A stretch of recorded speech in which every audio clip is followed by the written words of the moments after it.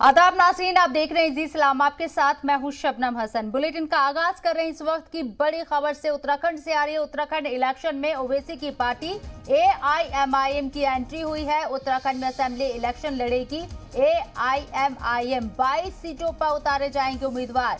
जल्द ही ओवैसी करेंगे उम्मीदवारों के नामों का ऐलान। 22 सीटों पर किस्मत आजमा सकती है ओवैसी की पार्टी।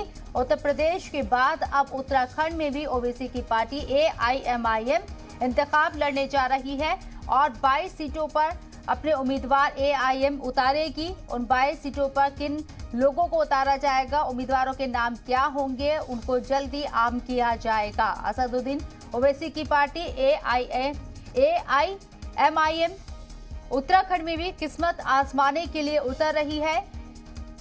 अब देखना होगा कि उत्तराखंड की आवाम भाईजान के ऊपर कितना यकीन करती है या फिर जमानत जब्त होती है, ये तो आने वाला वक्त बताएगा। बहरहाल उत्तराखंड 2022 असेंबली इंतखाबात में AIMIM भी ताल ठोकती हुई नजर आएगी 22 सीटों पर।